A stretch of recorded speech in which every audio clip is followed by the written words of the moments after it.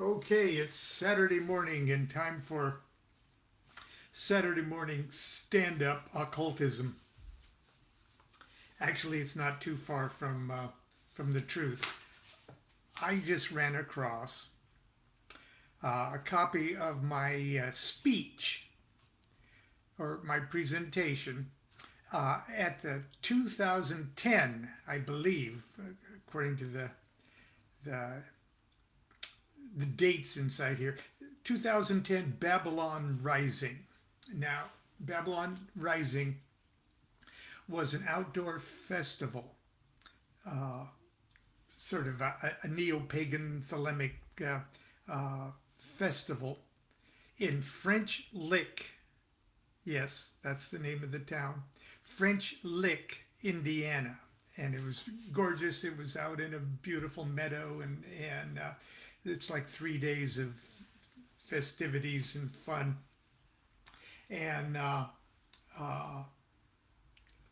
remember one. Well, anyway, I remember lots of stuff from Babylon Rising.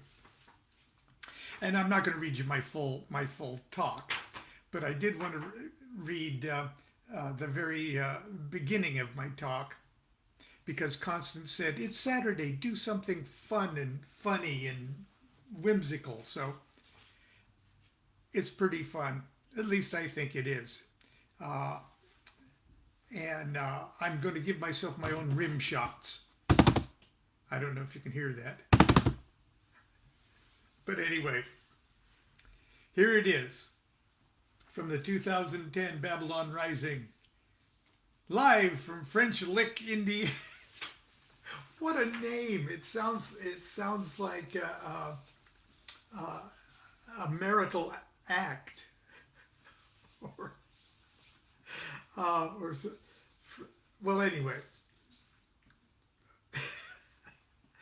Do what thou wilt shall be the whole of the law. Once again, it is my honor and pleasure to be here at Babylon Rising and have the opportunity to speak in front of a lot of people whose mothers warned us not to hang out with. Even though there are probably not many Mormons or evangelical Christians running around here this weekend, we are otherwise a pretty eclectic group. I bet we've got pagans of all varieties, heathens and all sorts of things, and lots of Thelemites who, like me, accept Aleister Crowley as our holy prophet. Aleister Crowley was a man who climbed many mountains. Excuse me. I'm blowing my own line. Excuse me. Aleister Crowley was a man who climbed the highest mountains and mounted the highest climbers. I'll laugh at my own jokes, okay. A poet whose immortal songs rang with words never before enshrined in English verse. Words that roll off the tongue like diarrhea and gleet and splutter and cheesy curds. Now, I don't know if you've read some of Crowley's obscene poetry, but I'm digressing here. You'll find those words in Crowley's poetry. A big game hunter who once shot a lion in his pajamas. How the lion got in his pajamas.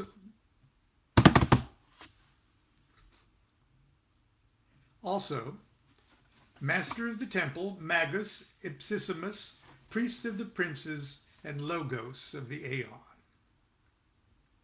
A hash-smoking, ether-sniffing, coke-snorting, smack-shooting, transvestite, secret agent, sodomite, Freemason. I love my religion. And I love Babylon Rising.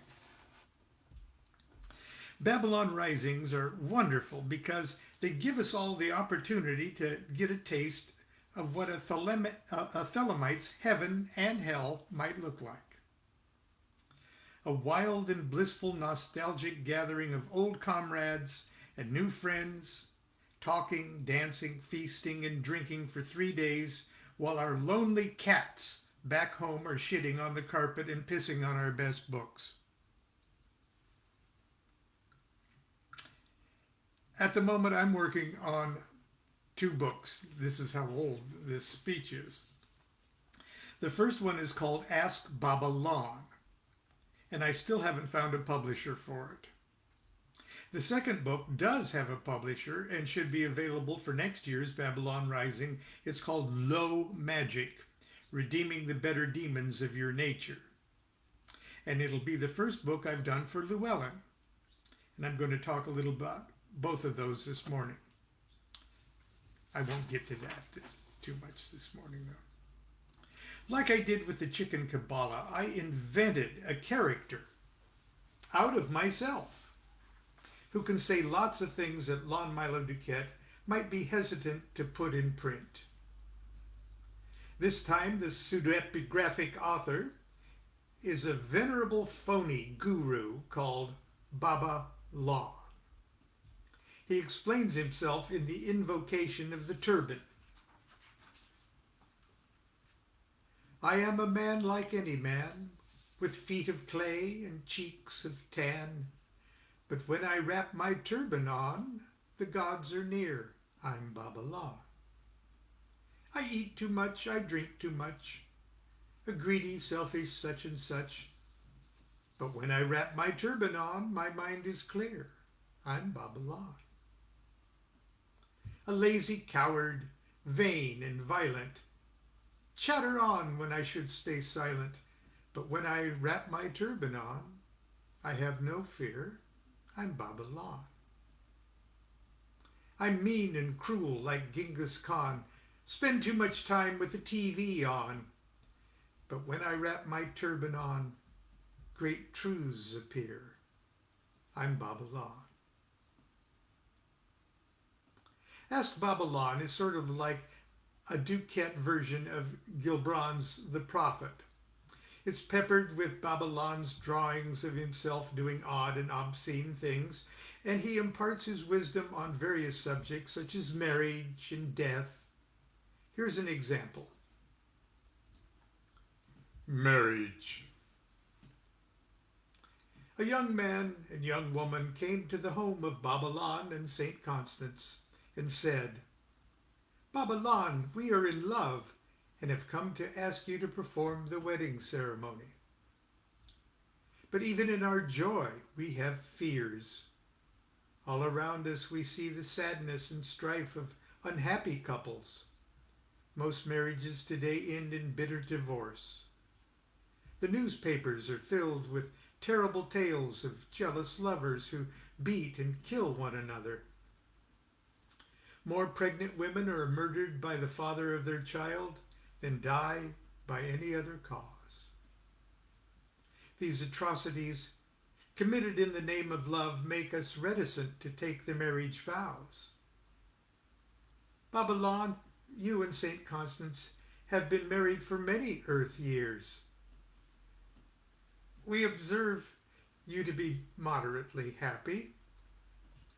You make each other laugh, you touch and hug and speak with joy about your son and grandson. What is the secret to your love? What wisdom can you share with us at the beginning of our journey together?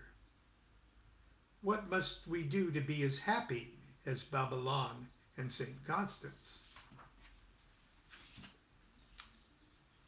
Baba Lon adjusted his turban and looked to St. Constance as if silently asking permission to speak. Eventually he cleared his throat and said, My friends, I must tell you, you will never make one another happy.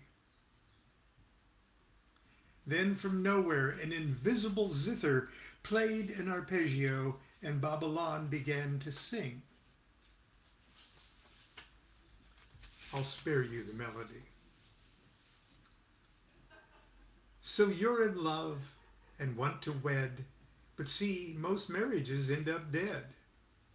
To Babylon you've voiced your fears. Yes, I've been married 41 years. It's 53 now. St. Constance is the perfect wife, brings love and beauty to my life, and as husbands go, I'm not so bad, and we've both done well as mom and dad. Our marriage endures for years and years, through ups and downs and fits and tears, because we've learned and now confess, love is bigger than happiness. Vital to life as happiness is, hers must be hers and his must be his. The old cliche is worn and sappy, but only you can make you happy. So I say to would-be mated, communication is overrated.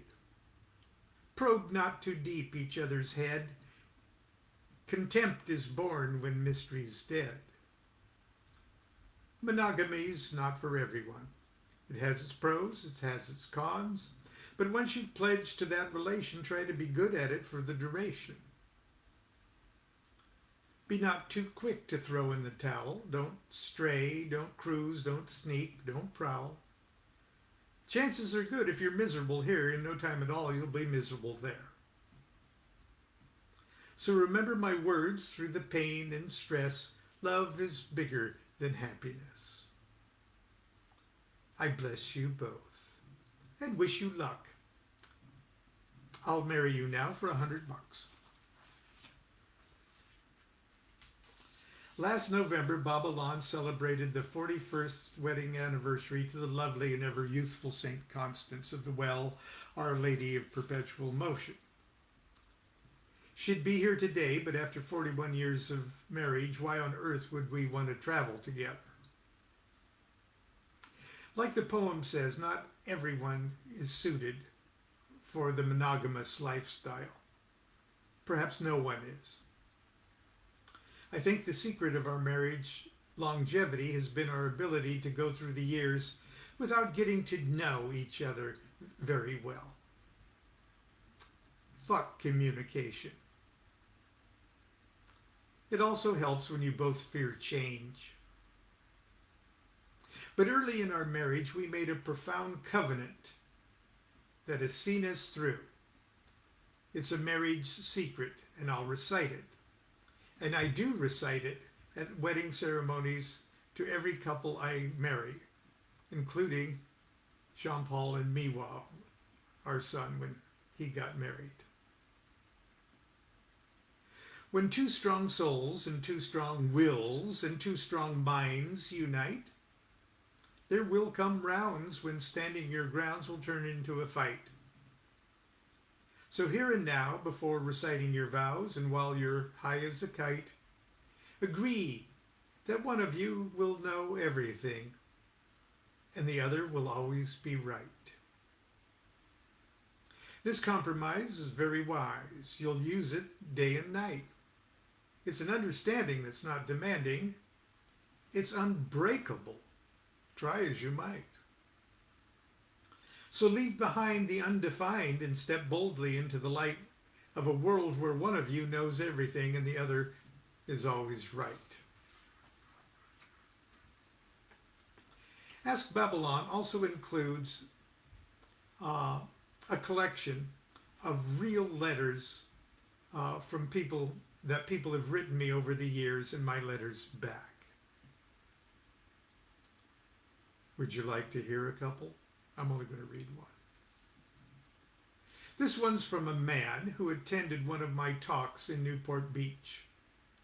He identified himself as a Christian and was very belligerent through the entire talk.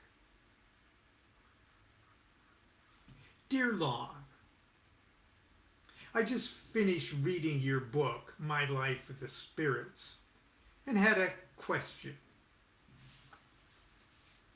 You do seem to believe in God and Satan, and you were taken aback on page 68 through 70. He puts the page number of all these things.